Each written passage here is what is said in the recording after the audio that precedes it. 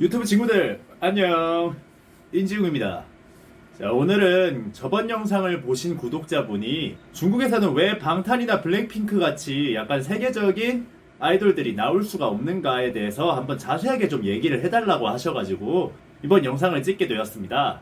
네, 한 영상으로 담고 싶은데 사실 이유가 너무 많아가지고 영상을 하나로 다 합쳐서 만들면 영상이 너무 길어져가지고 재미가 없을 것 같아서 이유를 하나하나씩 나눠서 시리즈별로 한번 만들어 볼까 합니다. 이제 저번 방탄소년단 영상을 교과서로 사용합니다 편에서 중국 예체능의 발전이 없는 이유가 부잣집 도련님만 예체능을 할 수 있어서 라는 이유를 한번 설명을 드렸다 그죠. 오늘 말씀드릴 두 번째 이유는 바로 중국의 교육 시스템이 굉장히 문제가 있다는 거예요. 이제 뭐 아이돌 트레이닝을 하는 교육 시스템의 문제가 아니라 정말 모든 이들에게 통용이 되는 학교 교육 시스템이 문제가 있습니다. 한국에서는 중고등학교 때 예체능 하는 아이들이라고 해가지고 자기의 재능을 좀 일찍 발견한 친구가 있으면은 학교를 조금 일찍 마치거나 보충 수업을 빼거나 해서 이제 남들이 공부하는 시간대 재능을 좀 빨리 발견한 친구들은 그거를 연습하러 가는 친구들이 있다 그죠.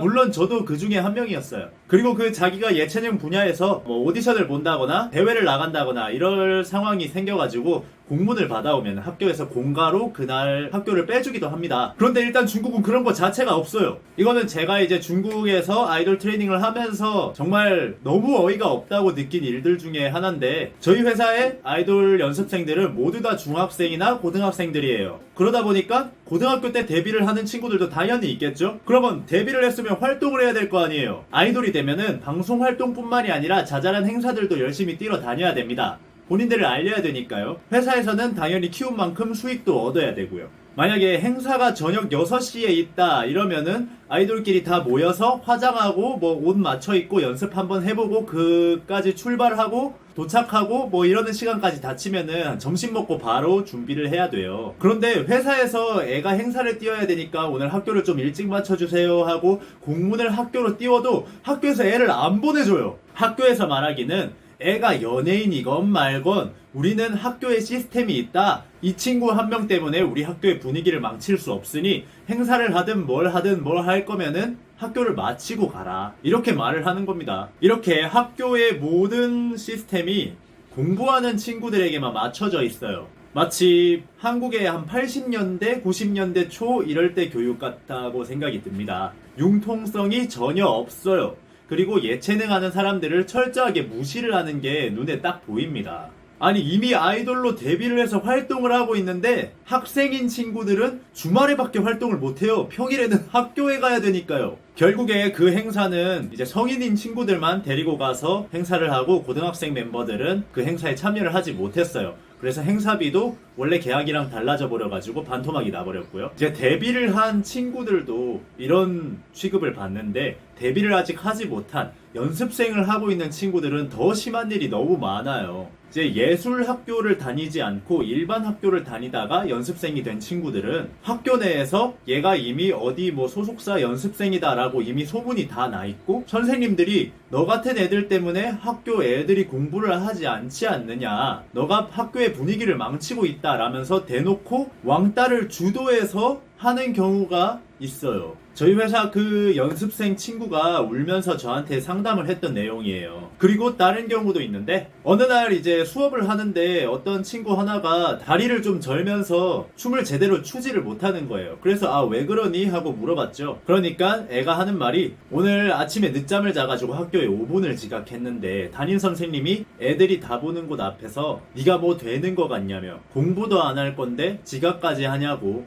너 때문에 학교 분위기가 다 망쳐지지 않냐면서 심하게 때렸다는 겁니다. 그래서 오늘 다리에 좀 멍이 많이 들어서 춤추기가 힘들다고 그렇게 이야기를 하는 아이도 있었어요. 중국에서 춤을 추고 노래를 하고 싶고 뭔가 예술적인 걸 하고 싶다 이러면은 예술학교에 들어가야 됩니다. 우리나라의 예중, 예고 같은 느낌이에요. 그런데 우리나라도 그렇지만 예중이나 예고에 들어가는 데는 학비가 굉장히 비쌉니다. 그러다 보니까 일단 서민은 예술학교에 들어가지 못해요. 그리고 내가 댄서가 되고 싶다, 아이돌이 되고 싶다, 뭐 가수가 되고 싶다 이런 생각을 가진 친구들이 예술학교에 들어가려면 초등학교 때부터 예술학교 들어갈 준비를 해야겠죠. 자신의 재능을 어릴 때부터 찾아서 아예 예술학교에 들어가려고 준비를 해야 된다는 겁니다. 그런데 사실 예체능은 꿈이 다 자라서 생길 수도 있고 중학교에 가서 생길 수도 있고 고등학교에 가서 생길 수도 있어요. 애초부터 예중 예고를 준비하지 않은 사람도 일반 학교를 다니다가 예체능이 하고 싶어지는 친구들이 아주 많습니다. 그런 환경에서 꿈을 키워서 자기가 혼자 연습해서 기획사에 붙었으면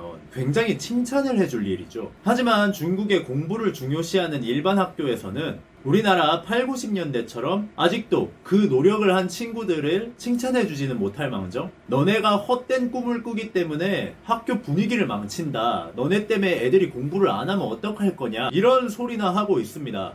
애초에 인프라 자체가 예술학교로 극한되어 있고 예술학교를 갈 수 있는 친구들은 부자들인데 일반 학교를 다니면서 자기 재능을 찾아서 정말 작은 가능성을 가지고 있는 새싹조차 학교 시스템이 걔네들을 짓밟고 있으니까 인구가 그렇게 많아도 나라에서 문화대국이 되겠다면서 돈을 그렇게 많이 써도 전혀 바뀌는 게 없는 겁니다. 이런 시스템 자체가 한국에서 중국을 바라보면은 아, 이것 때문에 중국이 더 이상 발전하지 못하겠구나 하면서 더 좋아 보일 수도 있어요. 하지만 또 제가 정작 옆에서 보고 같이 소통하면서 제가 키우고 있는 제자들이 학교에서 이런 대우를 받으면서 힘들어하고 울고 저한테 상담을 하는 걸 보면 그런 생각이 닫혀있는 선생님들한테 제가 굉장히 또 화가 나기도 합니다. 중국인이든 한국인이든 다 자기의 꿈을 가지고 열심히 달려가고 있는 소년 소녀들이잖아요. 그런 소년 소녀들의 꿈을 중국의 어른들은 뭐 중국은 위대하다 뭐 이런 소리나 해대면서 그 나라의 새싹들을 짓밟는 짓을 허스름 없이 하고 있어요. 당연하다는 듯이요. 그렇게 억압을 받고 또 자란 아이들은 또 자라서 자기네들 자식을 또 억압하고 계속 안 좋은 일만 반복이 되겠죠. 중국의 어른들은 본인들부터 위대한 사람이 되려고 한다면 중국의 이미지가 세계적으로 이렇게까지 안 좋아지지는 않았을 겁니다. 대국이면 뭐합니까? 마음이 쫌팽인데.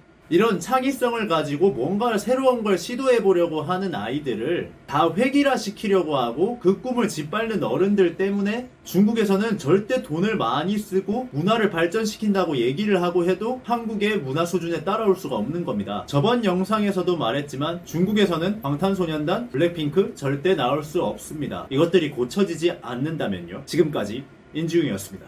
감사합니다.